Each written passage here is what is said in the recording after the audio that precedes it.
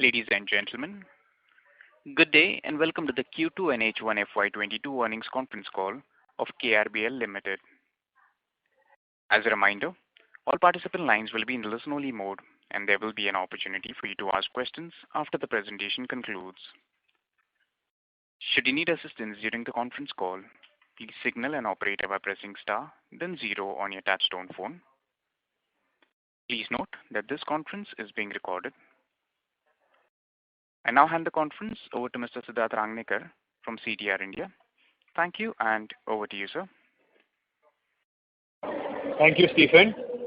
Welcome to KRBL Limited's Q2 and H1 FY22 earnings conference call for analysts and investors. I am pleased to introduce to you senior members of the management team on today's call. We will have Mr. Anil Kumar Mittal, Chairman and Managing Director, Mr. Anup Kumar Gupta, Joint Managing Director, Mr. Ayush Gupta, Head Domestic Division, and Mr. Ashish Jain, Chief Financial Officer, joining us. We propose to commence with updates from Mr. Anil Kumar Mittal, Chairman, with views on the industry, business, and broad strategy.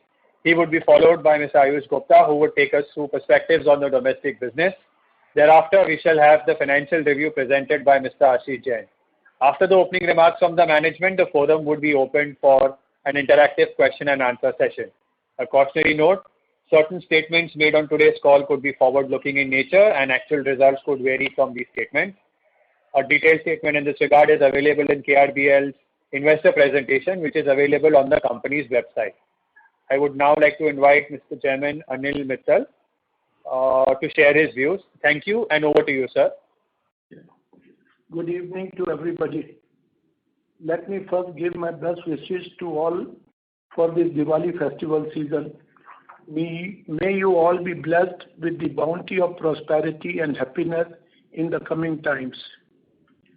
Coming to the business, we all know with the efforts of the government by vaccinating more than 100 crore people within the time frame, we have more or less controlled the COVID pandemic to some extent.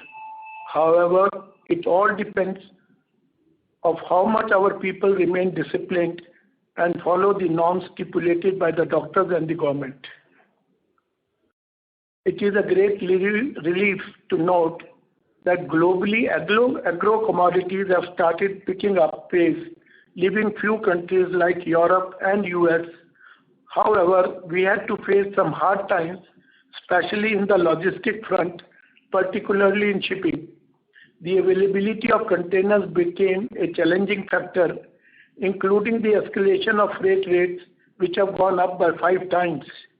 The container freight rates for USA, which used to be $2,000, have shot up to $12,000. For Canada, the rates have gone up to $14,000 per container. Similarly, for Europe, the container freight rates have gone up from $900 to $7,000. And for Middle East, the rates have gone up from $600 to $700 to $2,000 to $2,500 per container. Same way, freight rates have gone up to every other destination, which has slowed down the demand to some extent. As a result, there is a 15% decline in the second quarter in the export of basmati rice from the country. But the challenge is not just the freight rates, but the availability of containers has become a major obstacle. The containers are not available for many destinations for the last 2 months. We at KRBL have to wait for about a month to get containers for destinations such as USA, Canada, including Australia and South Africa. Anyhow, I remain thankful to my shipping department who have been working day and night and have been following up with the shipping companies so that we are able to manage the situation to a great extent. However, the importers are really feeling the heat because the freight amount for USA is as much as 50% of the cost of the product, to the tune of $200 billion. You must have heard that the shipping lines have made astronomical profit to the tune of $200 billion this year. But we feel that things will not remain the same, and I think that there will be a correction in the freight rates in next 6 months. The turnover of the company is almost the same as compared to the last quarter and year-over-year basis. But the export sales have come down by 44% over last quarter and 57% over year-over-year basis. During this quarter, we had an incident where there was a breakdown into one of our vessels which was carrying around 28,000 tons of basmati rice worth around rupees 140 crores. The cargo reached the destination only by end of October and the payment for the same are being received now. Besides, we are unable to locate a new distributor for Saudi Arabia, which used to be our premium market. We are not able to visit Saudi Arabia due to travel restrictions, which I hope would be relaxed by the end of this month or by early December. I am sure that our fourth quarter will show a remarkable progress as far as Saudi Arabia is concerned. Otherwise, export to other destinations are going fine except Iran. We were quite confident when Joe Biden assumed the presidency of USA that the relation with Iran would improve and there would be relaxation in the US sanctions. Unfortunately, there are no signs of any mutual agreement between two countries. Iran is a market for 1.4 million tons of Indian basmati rice, which has definitely get hit due to US sanctions.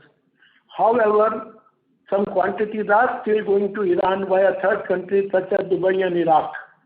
Pakistan has also become a big competitor, though they are also feeling the heat on recovery of money from Iran. Even Pakistan are not able to recover their money from Iran for the last 2-3 months. They are actually in a big dilemma being a border country. Interactions are going on between India and Iran on a government-to-government basis for barter deal. If things materializes, there will be a huge export of rice and medicines from India to Iran. Recently, Iran has removed the embargo of importing rice from India and other countries, which they every year impose during the month of July-August, because their new crop arrival season is from August onward. So day before yesterday only we got this announcement that the importers can import the rice and they can get the licenses. This is the latest news on Iran. On non-basmati, we are doing extremely fine as far as China is concerned. But we don't entertain much of the non-basmati business because the profitability is quite low. And KRBL do not involve in such businesses where the profit or margins are less than 8 to 10%. China will remain a big importer of 100% broken Indian basmati rice, but there are hardly any chances of exporting large quantities of basmati rice to China. Mostly basmati rice to China is catered from Hong Kong. But let me add over here that non-basmati business is increasing from India, and there has been 4 to 5 folds as compared to 2-3 years back, because we are the cheapest today in the world as far as non-basmati is concerned. When we went into the details that how the exporters are concluding such big business, we came to know that the business is concluding on a profit or margin of just 3%. That is why our interest discontinued to enter into non-basmati rice.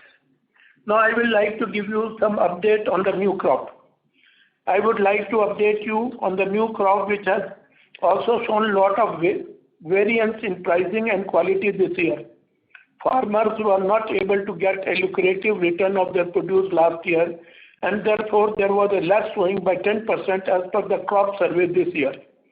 Besides, the weather gods were probably unhappy, and delayed rains in October have damaged the new crop further. Thus, the crop size as compared to last year has gone down by 25% as against the initial prediction of 10%. This has pushed the basmati paddy prices upwards. Basmati 1121, which was sold at rupees 28,000 per metric ton last year, is being sold at rupees 36,000 per metric ton this year. Pusa 1718, which was priced at about 24,000 per metric ton, is at around 32,000 rupees per ton. Similarly, 1509, which was sold at rupees 18,000 rupees per ton last year is now priced at around 28 to 30,000 rupees per ton. Traditional basmati has not yet arrived, but I believe that the price will open above 45,000 rupees per ton. If the prices of the 1121 1509 remains the same, if they increase, then traditional basmati will further increase. But Pusa basmati rice 1401 is costlier by rupees 7,000 per ton as compared to last year. With the current price structure and the freight rates, the overseeing buying pattern are somewhat subdued. The buyers are waiting the trend and may enter the market in the first or second week of December. Last time we have discussed about the development of new varieties by injecting 2 genes of bacterial blight and 2 genes of blast to control the pest diseases and to discontinue the use of pesticide. We have recently visited Pusa Institute and we are amazed to see the trial of pest-resistant varieties of 1121, 1509 and 1401.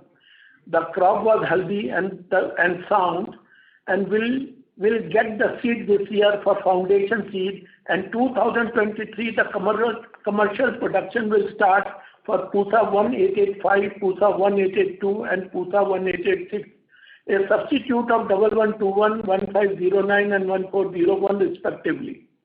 We have recommended from the trade rather to change the name of the variety, it should be named as pest resistant 1121, 1509 and 1401. Now I would like to come on domestic sales. We have achieved a phenomenal growth in domestic sale, achieving a revenue of rupees 687 crores compared to rupees 386 crore year over year and rupees 417 crores quarter over quarter, which is around 77% and 65% higher over comparative periods. Further highlights on domestic business will be shared by Mr. Ayush Gupta. We are planning to acquire some new businesses in the food category, which will be informed as soon as we sign the agreement. We are in the process also putting up some new plants for processing of regional rices in places such as Kandla, Karnataka, Maharashtra and West Bengal. We have already finalized a land at Kandla and the plant would be ready by next year, from where we will handle both export as well as domestic business. This plant will give us a major advantage in export due to logistic factors. We have already recognized a 30-acre land in Karnataka, which would most probably be finalized soon. Besides, our brokers are on a hunt for procuring a land in West Bengal and Maharashtra, and this will also be finalized at the end of this year. I am quite sure that with these new plants at Kandla, Karnataka and West Bengal, along with Maharashtra, with any finalization of an acquisition, along with the finalization of the acquisition, we will be able to increase our top line as well as bottom line in the years to come. We are a bit late in procuring this land and the project because of the COVID. Otherwise, these plants would have come by now, what was our original planning. On GI, the Supreme Court of India has remanded the case back to Madras High Court to decide on the issue within 3 months, out of which 2 months have already passed. Since the appeal was of the MP government, APIDA cannot interfere, hence the initiative has to be taken by MP government. APIDA may intervene after the lapse of 3 months as far as the EU is concerned, the matter stands as it is. Before concluding, let me add that in any agriculture commodity business anywhere in the world, there could be a differences in the revenues from one quarter to another, but we are sure that our yearly revenue picture will remain promising. I would now like to hand over to the moderator, to Ayush Gupta, sir. To Ayush Gupta. Over to you, Ayush. Thank you, sir. I'll be now discussing the domestic division's performance for the quarter 2. I'm ecstatic to share that the domestic rice business recorded a strong quarter performance with volumes growing by 105% to 1,52,430 metric ton and revenue growing by 77.9% to 687 crores. Branded rice business, which continues to be our main focus in India, grew by 56% in volume terms and 51% in value terms. The balance increase in volume and value was contributed by an one-off unbranded rice opportunity which came along the way. The performance of the branded rice business has been all-rounded with positive contribution coming from all channels and across product segments. I will be discussing the numbers in two broad segments, the consumer segment and the HoReCa segment. KRBL has recorded highest number ever achieved in the quarter 2 of any financial year in the consumer segment. Backed by strong equity of the brand India Gate, the growth in the segment has been equally contributed by both general trade and modern trade channels. While growth in modern trade and e-commerce has been organically driven, we have, through our teams, put in place a concept of everyday great execution, where we monitor and manage the most critical performance metrics on a daily basis. This not only ensures consistent consumer experience, but also builds stronger trust and confidence amongst the customer. We believe these small wins every day will compound to give us a substantial competitive advantage in the long term. On the other hand, the growth story in the general trade channel has been far from organic. We have been undergoing systematic transformation. For a category which traditionally has been wholesale driven, today 30% of our general trade business comes from active retailing. Growth in this channel has been backed by persistent efforts of increasing sales team productivity, running successful retailer loyalty programs, and putting in place a GTM which is committed, resilient, and agile. To summarize, scaling up active retailing, practicing an impactful GTM, and focus on everyday great execution are the strong pillars on which we are driving the consumer segment of the business. Moving on to the HoReCa segment. Majority of the growth in the domestic market in quarter 2 has been contributed by the tremendous volume uplift in the HoReCa segment. While all 4 zones of India showed high double-digit growth compared to quarter 2 of last year, on account of markets opening up after COVID restrictions, the South zone, the highest contributor to the HoReCa segment, demonstrated close to 100% growth. On a lighter note, all I can say is that South Indians love their biryani. The performance at this front has been phenomenal, and the HoReCa numbers are a healthy double-digit growth even when I compare to H1 of pre-COVID levels with the current financial year. While brand equity and quality of product remain the top enablers which consistently allow us to penetrate this highly cluttered market, I believe undisrupted and consistent supply chain has given us an advantage over the vast unbranded fraternity of players in the market. At KRBL, our outlook for the Basmati category remains progressive. We believe there is immense scope of growth in both the consumer as well as HoReCa segment of the business. We are constantly evaluating and upgrading our retail and distribution capabilities to match that to FMCG best practices. I will now hand it over to Ashish, who will take us through the financial performance. Thank you, Ayush. I will now take you through the performance from an in-quarter perspective. All figures mentioned by me would refer to the consolidated financials of KRBL Limited. Total income for the quarter stood at 1059 crores as against 1136 crores in the same quarter last year, which marked a decline of 6.8%. Overall revenue performance in the quarter was affected by exports during the quarter. Export rice revenue during the quarter was at 283 crores as against 669 crores in the same quarter last year, while the rice volume was at 45,896 tons as against 95,423 tons.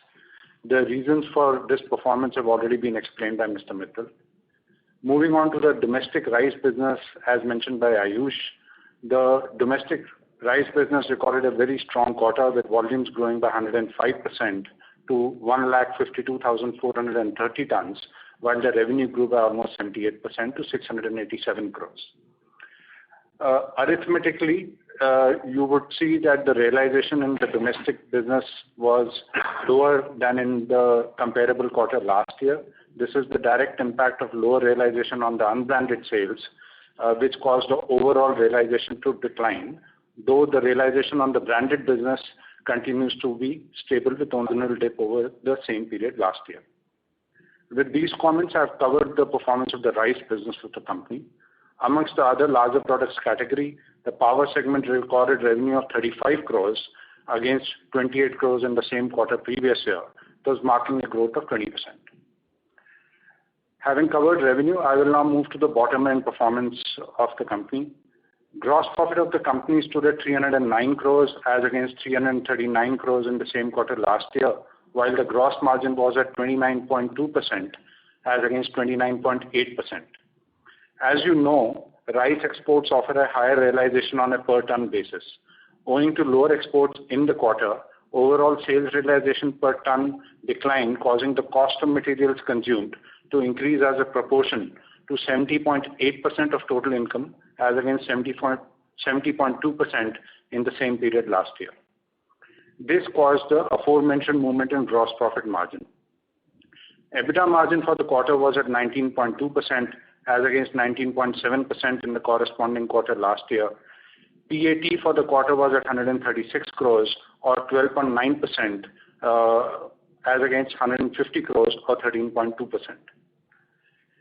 I'm happy to share that our net cash flow from operations was at 974 crores, a growth of almost 30% on a year-on-year basis.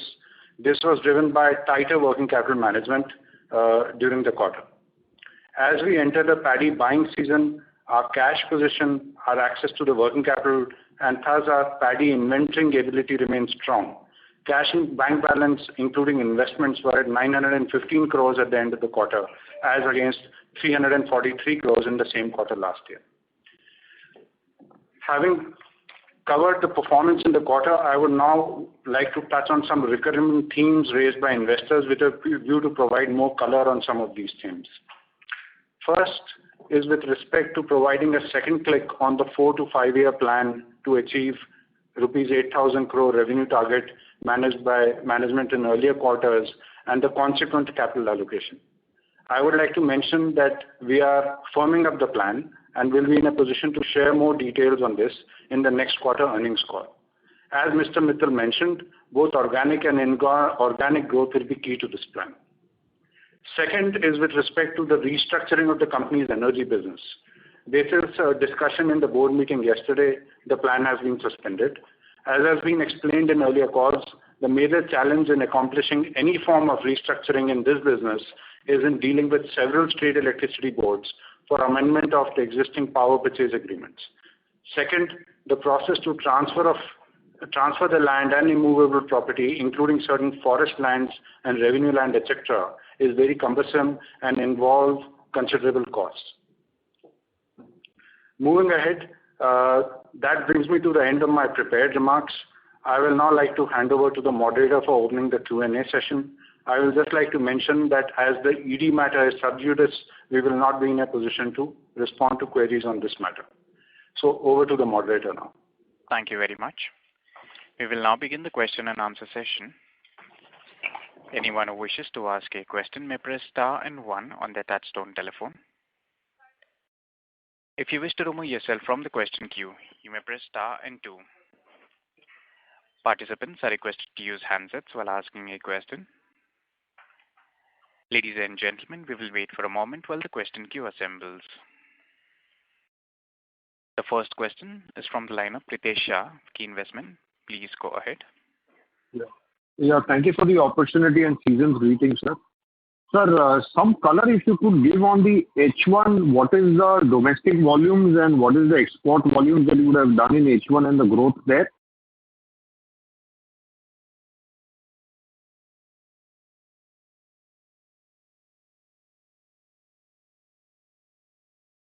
Hello. Can we move ahead to the next question? I'll come back on this right now. Yeah. My second question is here, since there is a lot of quarterly swing, it would be very nice if you could give us, based on the H1 performance, what should be your volume outlook for FY22? Also, this H1 export volume, from your opening commentary, does it mean that it doesn't include any major shipments to Iran and Saudi? If you could, clarify that. And my last question is, you mentioned about the new paddy prices in the current harvest. So I wanted to understand what is the inventory that we are carrying at the end of September in volume terms? And is it fair to assume that a part of this 7,000 rupees increase that you are seeing on the new cropping side, a part of that would slow down to your profitability as you start entering the next half or next 1 year, where you use from your own inventory, this 7,000 rupees starts flowing to your profitability? These are my questions, sir.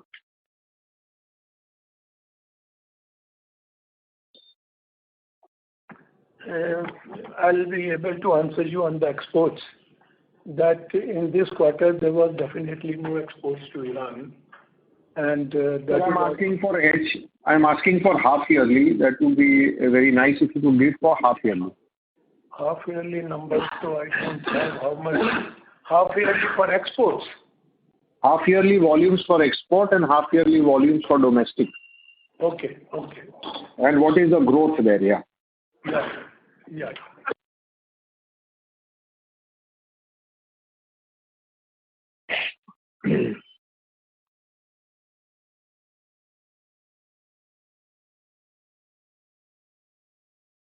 You had also put a question to us that was there any exports in H1 to Iran. So that I was telling you that in H1 those numbers are not that. Well, Q1 there was an export to Iran, a little bit. A small quantity, I know that. But in Q2 there was no exports. And Saudi? Saudi, there was some exports during the first quarter, but second quarter is very weak. Okay. There are exports, but they are very weak. Okay. And I've already explained many times in the past that for last 2 years, this, which was our most premium market, we used to export about 1 lakh of tons, worth about 600 to 700 crore rupees. Because of the financial debacle with our distributors, we have to now change the distributor. We are not able to achieve those numbers. Those numbers have come down to 20,000 ton a year instead of 1 lakh ton a year. But we are every day we want to know when the flights to Saudi will start and when the visas will be given, so that we finalize. We are already in discussion with 3-4 good Saudi distributors. Okay. Yeah, I can now share the volumes for the export, for the domestic business for the first half of this year. The total volume sold in the first half of this year in the domestic business was 238,300 tons. And in the export business, it was 139,320 tons. What is the corresponding growth here, both these places? So I think domestic would have grown and export would have declined, right? Yeah, that's right. So the same number for the domestic business in the last year was 137,300 tons, and like Ayush mentioned, this marks almost 100% growth over previous year. And for export, 139 versus 1? Yeah, I will just tell you that. Analysis करके रखना चाहिए. So I'll come back on the number for H1. No problem, sir. So on my other question of this inventory, what is the carrying inventory that we have at the half year? And your comment, Yeah, the total inventory in our books as of September end was 2,015 crores. And in volume terms, sir? So volume, I will share that number.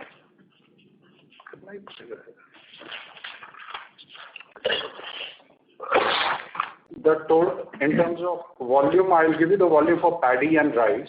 So we had a total inventory of 62,000 tons of paddy and 365,000 tons of rice. Okay.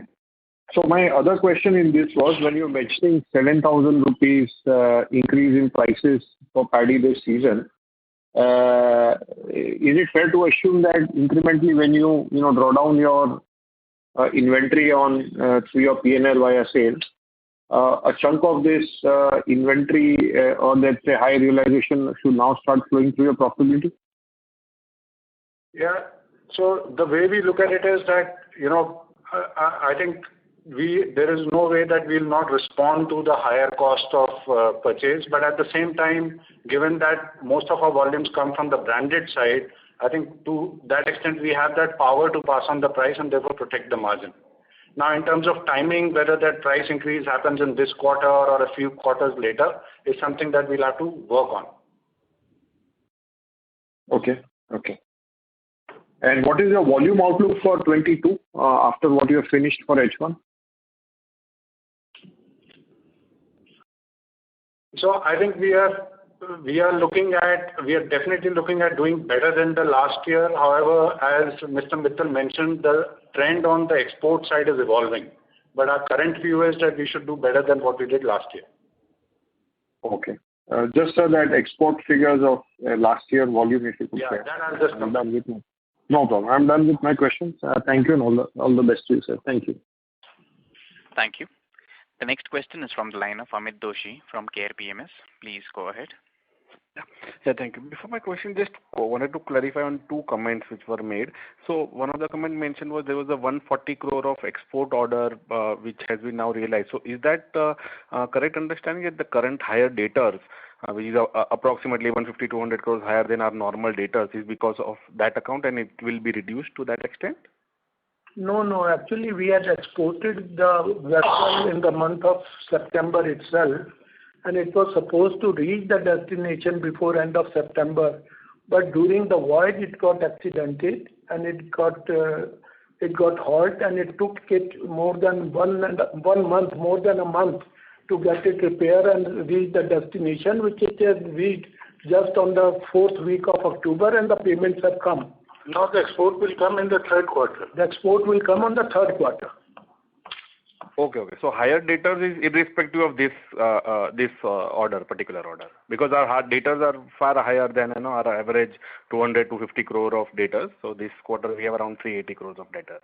140 is included. Yeah, that's correct. So I will just add to what the chairman said. So this particular sale that Mr. Mittal had mentioned is not a part of debtors. However, you're correct, the debtors are higher, but that's because of a separate transaction which we'll collect on in the current month.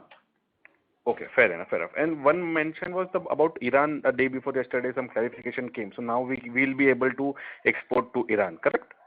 No, that is not the thing. Actually, every year in the month of June, July, Iran puts an embargo to import rice into Iran because they are themselves are basmati rice growers, and every year to protect the farmers' interest up to September and October, they always put the restriction on providing licenses in import of basmati or any other rices, which has been opened just 2 days back, and they've asked the importers that they can apply for the license, which is known as Sabte Sifarish, and we will provide you the license to import rice.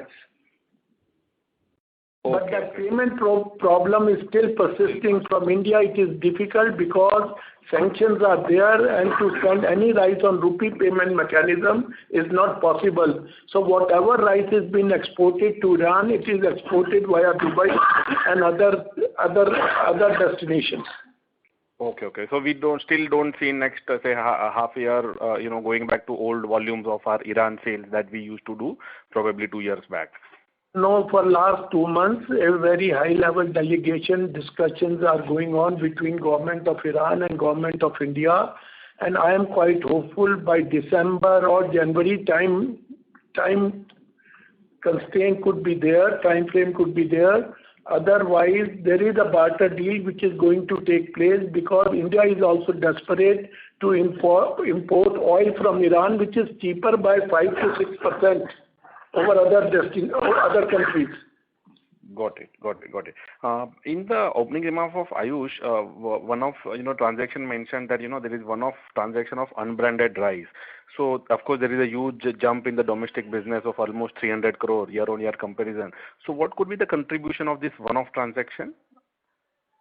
140 crores. 100 crores. 100 crores. Oh, okay, 100 crores or so. Okay, which is like a one-off transaction which is not likely to repeat. Yeah.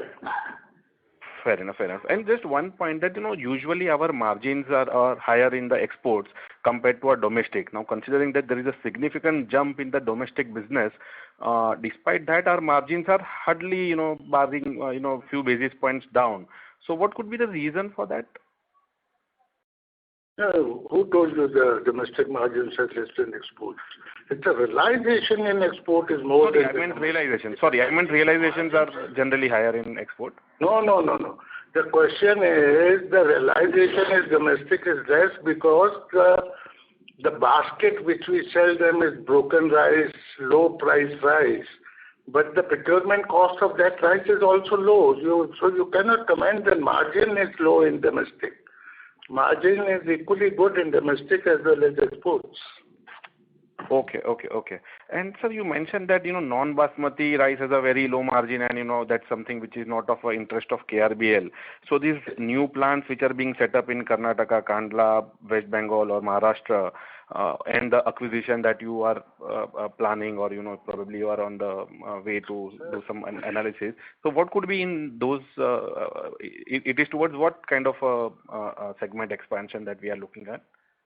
Hey, it's a good question. You are talking, this is a regional rice and it is a very premium quality regional rice. What we are talking, we'll be buying the paddy, milling it, aging for 1 year, 1.5 years, then selling it in a very, very premium segment. Not only in India, even in exports. And premiums are picking up 20 to 30% over to new rice. We are not talking as a commodity. We are talking as a totally branded branded regional special.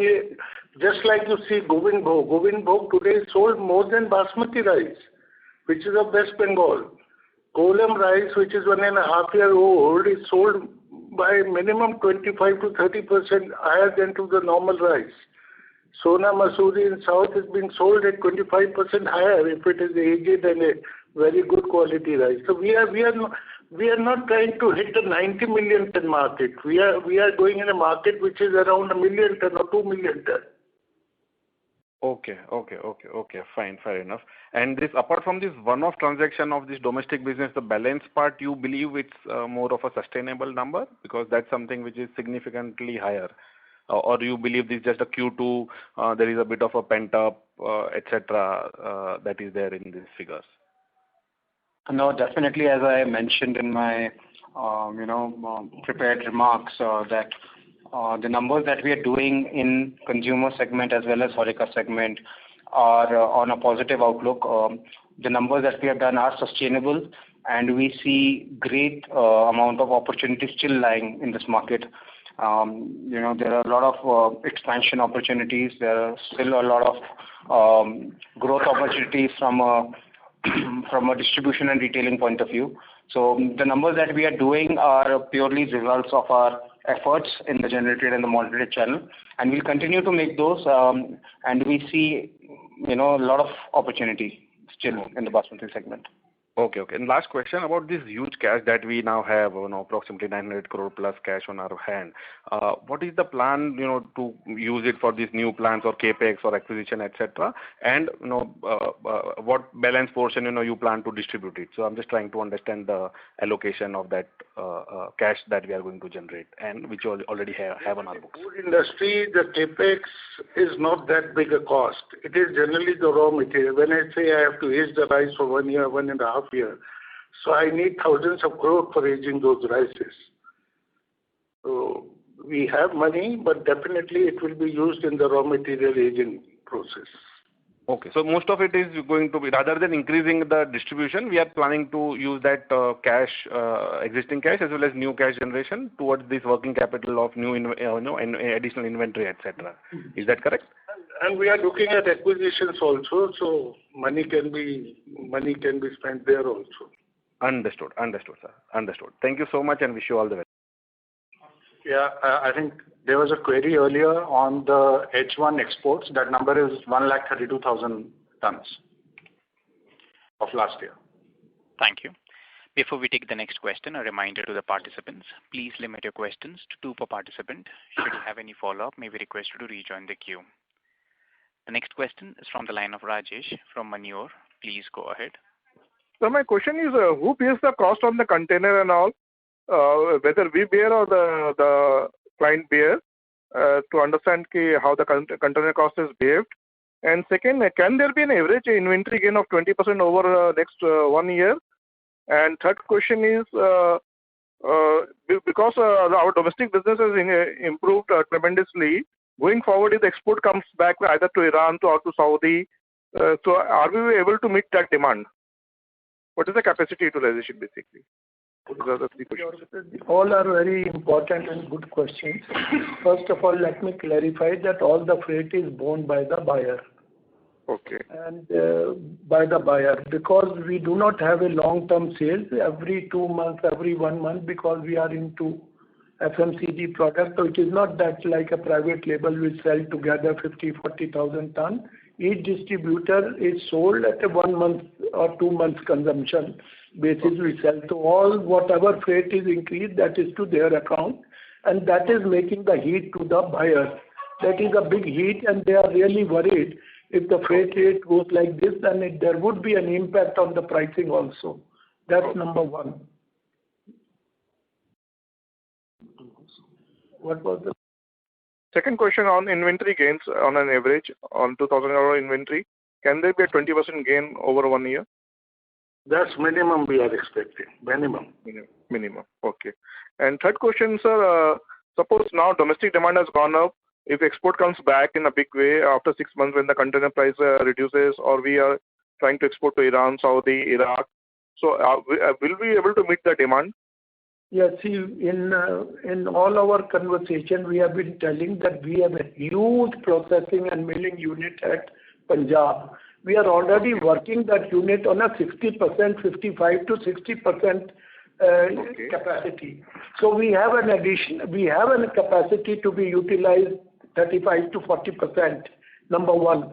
Number two, that even in processing, if you look at, we are working today at 80% or 85% utilized capacity. So 15% we have extra over there. Besides, we will be putting another processing plants because we age the rice for 2 to 3 years. So milling is not that critical for us. For us, is the rice to be exported, and that already we have in stock. So we need more of processing lines, which we already have, and we are going to put another one this year also. So, but procurement will be easier for us, or procurement will be difficult? So much volumes if we are going to procure more? No, there is no in rice procurement. So this is what is our speciality. We have today more than 2.2 million square feet of godowns ready. We have got about 6 million square feet of open plinth level for storage of paddy. There is no handling. Even if we increase by 200,000 tons, it will not be a difficulty for KRBL.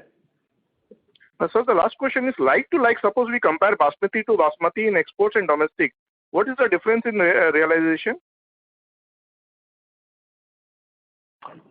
The cost remaining the same. No, I couldn't understand your question. He said if you sell the realization of basmati rice, if we look at apple to apple, then the realization in the exports and the realization in domestic, what is the difference? Yeah, it's about 5%. It is 5% more in exports. 5% more in exports. Okay, sir. Thanks, sir. Thank you. A reminder to the participants, please limit your questions to 2 per participant. Thank you. The next question is from the line of Sarvesh Gupta from Maximal Capital. Please go ahead. Good evening, sir. Mr. Gupta, if you can speak closer to the handset, please. We are unable to hear you. Yeah. Am I audible now? Yes, sir. This is better. Okay.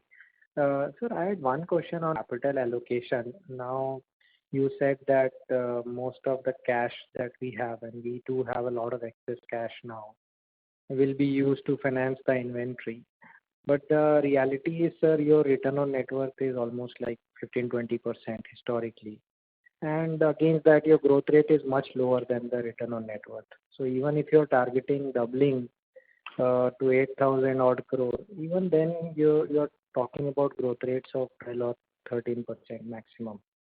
And since your return on net worth is much higher, you will be able to more or less finance it with your internal accruals, which means that you actually don't need the 1,000 crore net cash or whatever 500 to 1,000 crore net cash position that you have right now. So what are the concrete plans about that? That is number one. And secondly, I think in the CFO's remark also they said two of the questions related to the investors have been answered. But no decision or no announcement has been done on the buyback front, which also has been a constant question from the investor.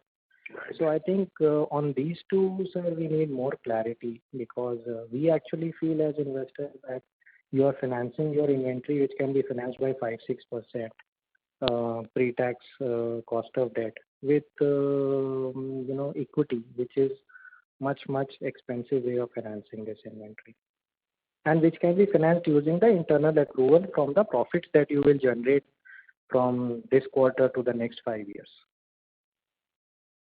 Yeah, thank you so much for the question. I'd just like to add to the comments that I had made. This is Ashish. I think in the way the things stand right now, your observation is correct. However, as has been mentioned, we are looking at a 2x revenue. Now, for that, like has been mentioned, there will be a couple of levers that we'll pull. One will be on the organic side, which is manufacturing plants being set up. Second, Mr. Mittal has already mentioned that there will be inorganic acquisitions. So the future capital allocation may look, a lot different than our current capital needs. And this is why we've asked for time till the next earnings call for us to be able to give you a more second-click view on how the capital will be spent or allocated over the next 5 years. Does that answer your question? Yeah, understood. Second question is on your realizations. I think it was mentioned just now that the realization in domestic is lower by just 5%. But if I remember correctly, if we were to do the maths of dividing your export revenues with the export volumes, at least in the previous periods, I think the realization was very significant to the extent of 40% or thereabouts. So more than 100 rupees per kg in exports versus what we get in domestic. So can you throw some more light on realizations? When we talk about the pricing, we talk about the basket of products. In domestic, we have about 7-8 different SKUs starting from Mogra, Mini Mogra, Dubar, Tibar, and so many other things. Whereas in exports, only we export the head rice. And let me also add over here that broken rice is not allowed. It is banned under DGFT regulation 1928/37. Way back 20 years back, it was not allowed to export any broken rice outside the country. So when we talk of the realization of 57, it includes those SKUs which are Mini Dubar, Tibar, Mogra, which cost right from 40-45 rupees up to upward trend. Where in exports, we have a better realization because whatever we export is a head rice. The question was that if we match apple to apple, head rice to head rice, whatever head rice we sell into the domestic market as compared to the head rice being exported out of the country, there is a better realization of 5% overall over domestic realization. Yes. Perfect. Okay. And for the entire basket, the gross margin of export versus gross margin of domestic, is that the same, or you were saying that for the same category? It's practically same, maybe 2-3% here or there. Okay, sir. Thank you and all the best for the coming quarters. Thank you. The next question is from the line of VP Rajesh from Banyan Capital. Please go ahead. Yeah, hi. Thanks for the opportunity. Most of my questions have been answered. Just wanted to get a sense of the potential margin expansion given what Mittalji said about the exports to Saudi and Iran potentially coming back in Q4. Where could these margins go up to? See, it is difficult to comment at this moment because anything being told from me should be 100% correct. But we expect once the Iran and Saudi market starts, we will really have a very good jump, because if we look at 5 years back, my export 5 years back alone to Saudi Arabia was around 98 to 100,000 tons. And Iran, we have been shipping annually about 125,000 tons. So I am talking of a missing business of 225,000 tons, which cannot be brought back overnight, but slowly, I hope it might take a year or 2 years to come back to those numbers. And when we are talking of those 200,000 ton business coming permanently again back to us, I'm talking of a top line of 1,500 crore rupees a year. Okay. And the margins will come. See, you know, KRBL, you have seen for last my 10 years balance sheet, we don't do any business with the lesser margins, because we are doing total business in our own brands. We are not doing private labeling. Right. My second question is that you mentioned there is a high-level delegation discussing a barter deal with Iran. So has that been done in the past? Meaning, is there a precedence for doing barter deal with Iran? See, that is indirectly what India played the game, which was played 25, 30 years back with Russia. When Russia also came out of sanctions and there were not dollars available. So Indian government drived up a mechanism of rupee payment with Russia.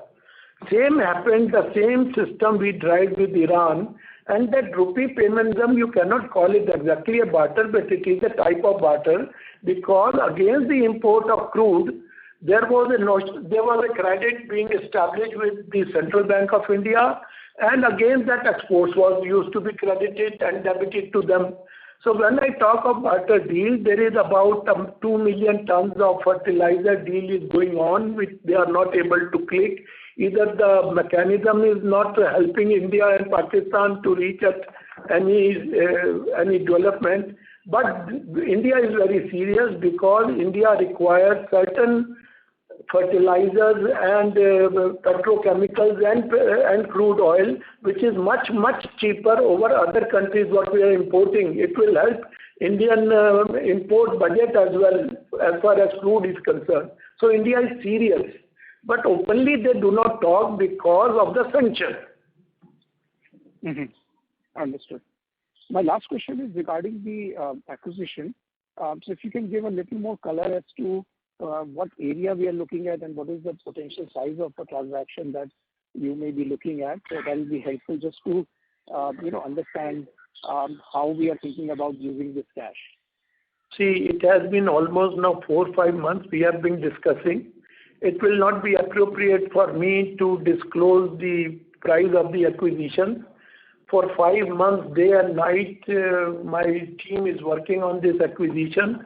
But there are so many ifs and buts till the time it is not signed. If we are working on a deal for 5 months and there has been hundreds of calls from one end to another con with the foreigners, with Indians, with third parties to conclude this deal, it is difficult to say whether it can be with our 5 months can be wasted also, or it could be. I was expecting this deal should have ended up in the month of 15th October only. Now we are reaching 15th November, so it's difficult to comment anything on the deal.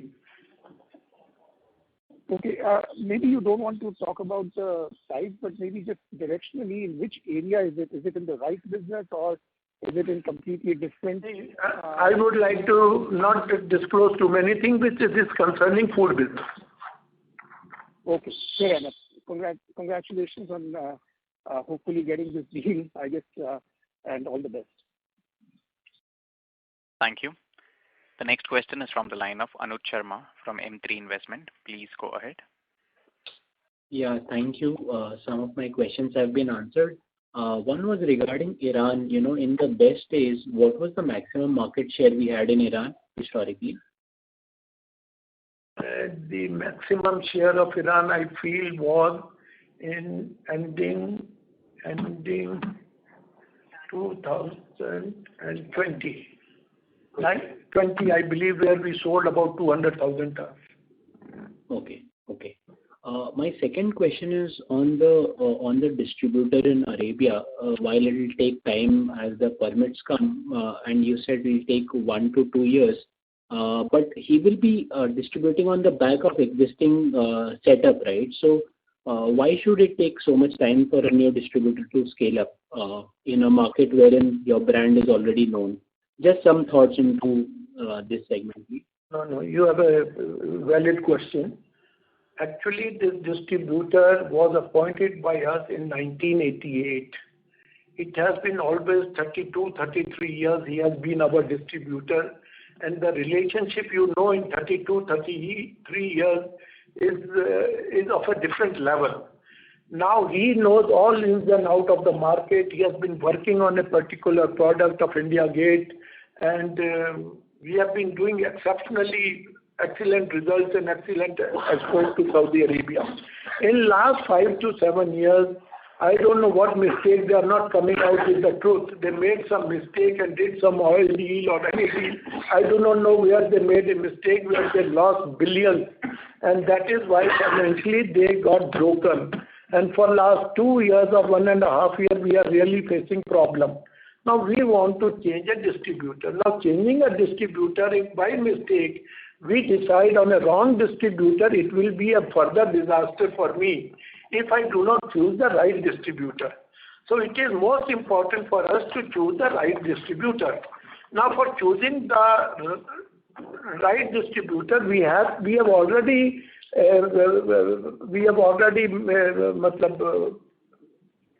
selected 5 or 6 which are big MNC players over there in food items, and we require to meet over there and see their operations and their size and decide on the distributor. And that is the reason we want to go and visit, stay there for a week, talk to different people, and then decide who will be our next distributor for India Gate rice. All right. My last question is, in the Middle East, are there any areas or countries beyond Iran and Arabia where you believe you can have a larger market share than what you have now? And which would be those countries? Thank you so much.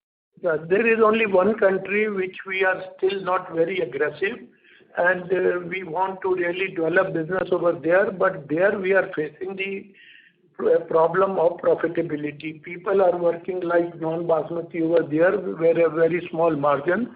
So we are looking for our own distribution, and that is Iraq. Iraq is a country who has started buying from 150,000 ton 4 years back to 600,000 ton currently. So that has developed a very huge market, and we are not able to find out that what is the mechanism we should adopt for Iraq, where we could get the good profits and reasonable share of the market. All right. Thank you so much. Thank you. The next question is from the line of Himanshu Upadhyay, an independent analyst. Please go ahead. Yeah, hi. Good evening. I had a question on this last. Am I audible? Yes, you are audible. Yeah, so my question was on this. Last year we built a large amount of inventory as the prices were very low, okay? And now this year the prices are 20 to 30% higher, and we'll be selling even volume terms much higher in FY21 versus FY20 or even FY19, okay? So how would our strategy evolve on buying of paddy, and would it be that a similar amount we would like to keep of inventory, or you would be will again like to build a higher inventory because we sold higher in last year, or will be selling higher in FY22? So can you throw some light on your strategy and how the mind works when the inventory or the prices of paddy increases? Okay. So this was first question. Yeah, you see, I don't know what will happen after 1 month or 2 months the market is on, but as the price presently is about 25 to 30% higher, we see our procurement should be 80% to last year. It will be lesser than last year, but next year our procurement should be 130%. This is the way KRBL operates. If the prices are higher, we do 80-85%. If prices are lower, we do 20 to 30%. That is why today the stock levels are 365,000 tons of rice. And what the price farmers are getting, it will be double soon next year. And it is natural phenomena in the industry. When the farmer get a very good price per acre, naturally the next year the sowing would be just 50% more than this year. Okay. And second question was on the non-basmati side. Okay. When we mill the rice, we get even broken and half and 1/3. Okay. And we sell it in the market. Okay. For non-basmati, is the proportion of broken rice after milling higher or lesser? And do we get similar premium for non-broken rice in other varieties over broken rice? Because we are focusing on that segment, so this was the question. No, there is no premium on non-basmati broken. Actually, we are looking at rice flour, we are looking at idli rava, we are looking at so many products of non-basmati broken. We will be value adding through those SKUs. Okay. And thank you. And one last question on the acquisition side means what we see from your balance sheet and try to analyze, the two modes for an agriculture trading firm are having a brand, okay, and which gets recognized and hence you get some better realization, and other is your relationship to your rice and whatever agro commodity you procure and process it, okay. So what will be the general rationales, let's say, for you to acquisitions, okay, or thought process when you will be doing acquisition, not just one but in future also, and what would be the right approach to look at acquisitions in future? Yeah. I couldn't understand your question. Could you repeat again? So I was saying that in agro commodities or companies which deal with agriculture, there are two things, okay, or two modes. One is the brand, okay, or we buy companies for a brand. The other is processing and getting the supply chain, okay, the whole supply chain for that agro commodity, okay. So when a company looks at acquisitions, what would be the rationale for acquisitions, or for us, not like the recent one we are doing, but even in future? So will we want to buy brands, or it would be because we want to have a back-end supply chain and storage facility and relationship with various participants in the market? We are buying the brand for two reasons. One is the brand and to increase our top and bottom line, because we are sure if the brand comes to us, we will be able to achieve a good top line as well as the bottom line. These are the two reasons of acquiring that company. Okay. Thank you from my side. Thank you. The next question is from the line of Abhishek Maheshwari from Skyridge Wealth Management. Please go ahead. Yeah. Hi, sir. Thank you for taking my question. Sir, I wanted to know if you can share the geographical breakup of your India revenues, maybe east, west, north, south, right? I'm sorry, that information is competitive in nature. We will not be able to share it. Sure. No problem. And sir, my second question is that last 2-3 weeks we have been hearing about food shortages in China. I don't know how far it's true or not, but we have been hearing about it. So are you hearing something like this in rice industry also, or is it just speculation? I'm just confirming your question. Is your question about whether we are seeing any rice shortages in China? Yeah. No, there is a rice shortage. There is a shortage. As far as India is concerned, they are only interested in broken rice because the demand is quite huge, and Vietnam and Thailand are not able to supply them. Wherever it comes to for buying head rice, they don't want to talk to.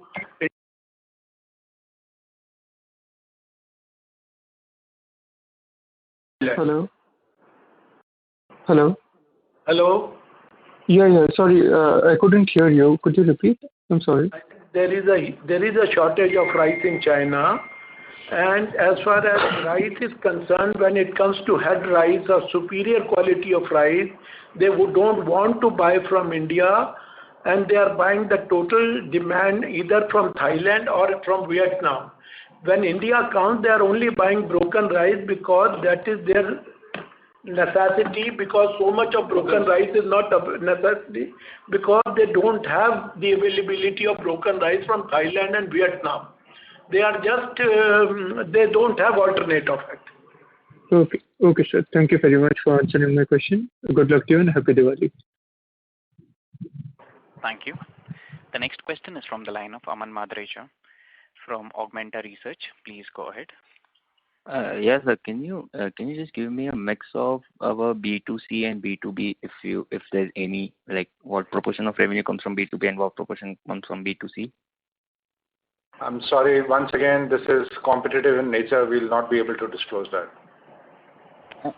Okay. And sir, just a basic question, like why are we seeing the inflation, such price rises in the paddy and the rice? Like what are the reasons for this price increase?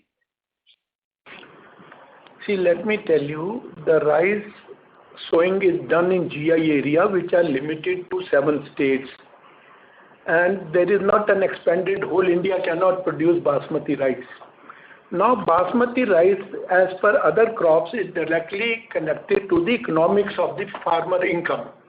Now, last year, the farmer never got a good price and prices were quite cheap. You will be surprised, one of the commodity variety called 1509 was sold at 18 to 19,000 rupees a ton, which was 50% in production this year, and the price this year was about 30 rupees, 29 rupees, which is not even 20%, which is 33, 34%. Now this year, because the farmer is going to get a handsome prices, and economically they are very happy on basmati prices, next year the production of basmati is going to increase, as Mr. Anup Gupta told you. So this is directly connected to the economic position and the income of the farmer. Okay, sir. Thank you. Thank you. Ladies and gentlemen, we take the last question from the line of Chetan Doshi from Tulsi Capital. Please go ahead. Good evening to all of you. Sir, looking at the balance sheet, if you see that there is a changes in inventory of finished goods or work in progress or stock in trade. Now, this current quarter, the amount has increased by almost 5 times. So last quarter it was 55 crores. This year you have shown 283 crores. Suppose we remove this or this, whatever is sellable, what impact it will have on the profit before tax? Because 6 times that amount is increased. Sorry, I'm not understood your question. Work in progress or stock in trade or finished goods or whatever you call it. What is the question? Accountancy question. Can you just repeat? I'm not able to say which line. No, I'll tell you. See, you have shown that the work in progress or stock in trade or increase in finished goods, last year, September quarter, it was only 55 crores. This year it is 283 crores. That has reduced the profit before tax by that much amount.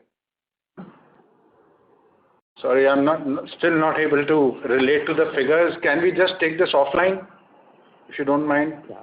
Yeah, sir. I'm also not able to. इसमें नहीं होगा ना. आप balance sheet में sir देखिए, आपके balance sheet में expenses के अंदर. English is not the problem. We are not able to understand. Don't worry. We'll let.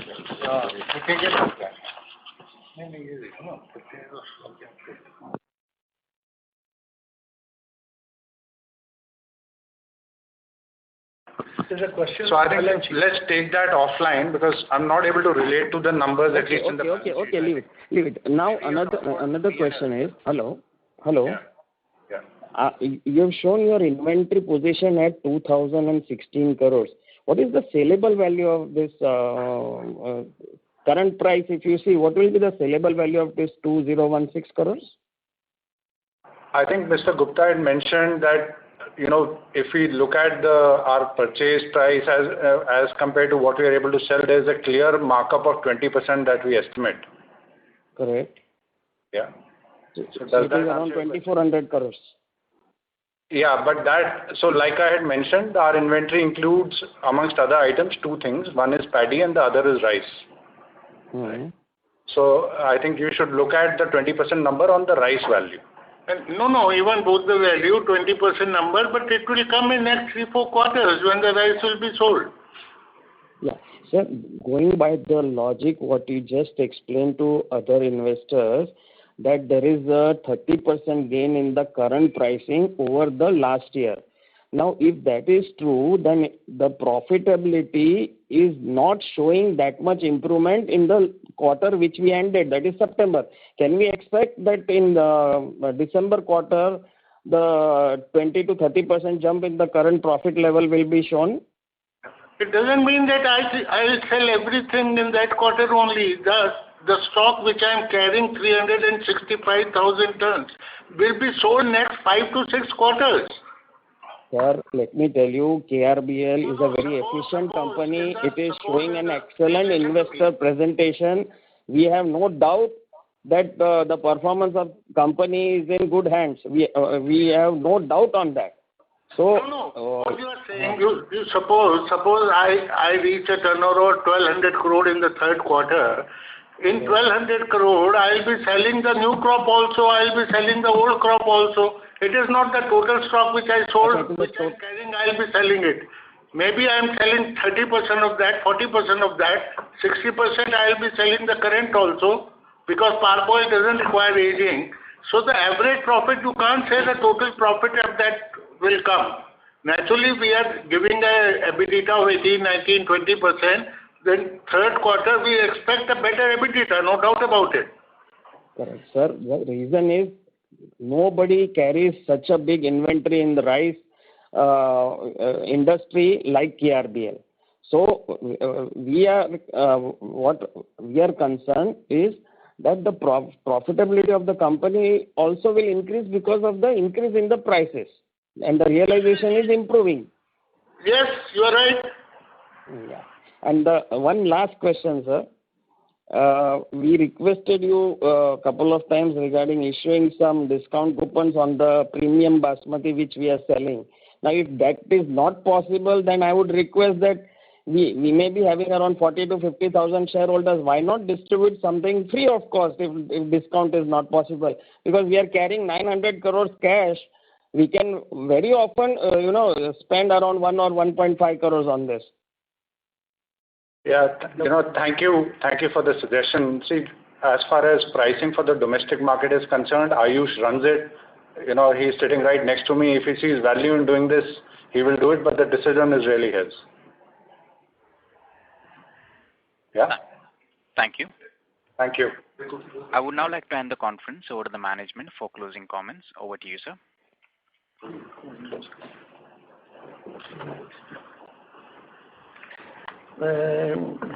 Thank you to all the participants, and we are quite confident that we are able to answer the question in an appropriate and proper manner, and were able to satisfy our investors.